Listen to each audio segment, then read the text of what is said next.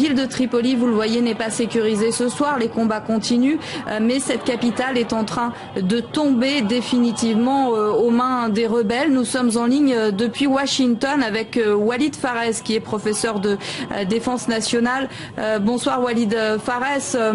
Dans un communiqué de l'Élysée, Nicolas Sarkozy et Barack Obama ont indiqué qu'ils allaient aider les rebelles jusqu'à la chute de Mouammar Kadhafi qui est toujours introuvable ce soir. Que pensez-vous néanmoins de cette avancée des rebelles et de cette ville qui est en train de tomber entre leurs mains? D'abord, sur le terrain, il est très clair que les forces rebelles ont maintenant investi Bab el-Azizia, qui est la dernière poche, la dernière enclave des forces de Kadhafi. Maintenant, comment mesurer la chute d'un régime? Le fait que Kadhafi n'a pas été capturé ou éliminé, qu'il n'a pas quitté le pays, on va voir ça politiquement. Il est très possible que la faction Kadhafi, que leurs partisans se réorganisent un peu dans le sud, dans la ville de Sirte, dans le désert. Ça, c'est des choses que le Conseil des rebelles fait et essaie de projeter. Ce que les rebelles veulent exécuter maintenant, c'est la sécurité de la ville de Tripoli pour pouvoir installer leur gouvernement. Quand le gouvernement des rebelles est installé, quand le Conseil transitionnel est installé à Tripoli, ce sera le début en fait d'un nouveau régime et pratiquement la chute de Kadhafi. Je suis tout à fait d'accord avec ce que dit Walid Fares. Ce que je disais tout à l'heure, maintenant l'étape suivante, c'est la possibilité d'installer une autorité politique à Tripoli. Ce sera ça vraiment le signe que la guerre est terminée et que c'est la victoire totale, beaucoup plus que la prise de Kadhafi.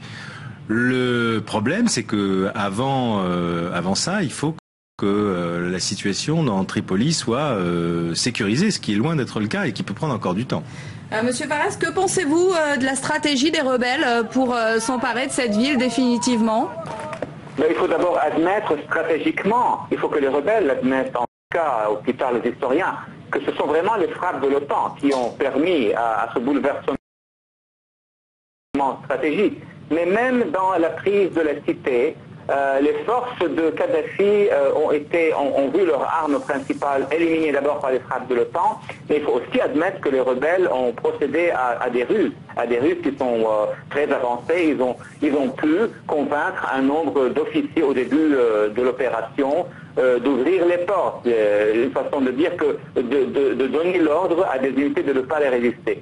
Une fois les forces des rebelles contrôlant le centre de Tripoli, ils ont pu donc connecter avec les forces qui venaient de l'ouest. Maintenant, Bab el-Azizia, c'est le bunker, c'est le dernier carré de résistance. Il faut s'attendre que ça va prendre non seulement des heures, mais aussi des jours pour qu'il y ait la paix totale contrôlée par les forces rebelles. Mais stratégiquement parlant, les forces de Kadhafi sont fines Tripoli. Oui, parce que c'est une question à Walid Fares. Oui, c'est les rebelles dont on apprécie maintenant, vous avez dit la ruse, en tout cas une certaine forme de talent un peu insoupçonné, ont visiblement bien appris le métier qui leur a été enseigné par quelques centaines de forces spéciales. Là aussi, c'est le concours important des forces de l'OTAN. Hein.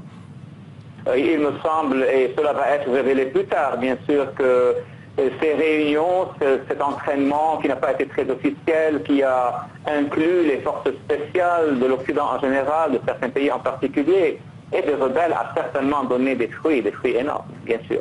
Est-ce que vous pensez que il y a un risque en Libye, comme on l'a vu en Irak après la guerre américaine, que l'opinion se retourne dans un deuxième temps contre les Occidentaux qu'elle jugerait trop présents, ou qu'elle regrette finalement, qu'elle vienne à regretter au fond l'importance du soutien des Occidentaux à cette libération?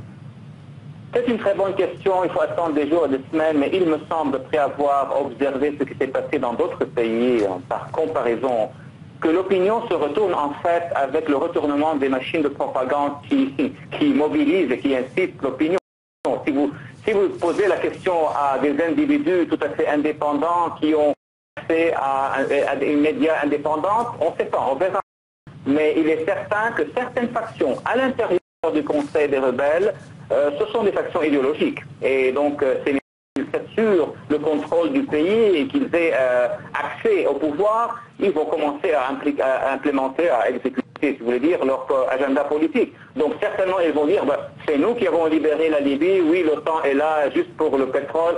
Il faut s'attendre à cela, bien sûr.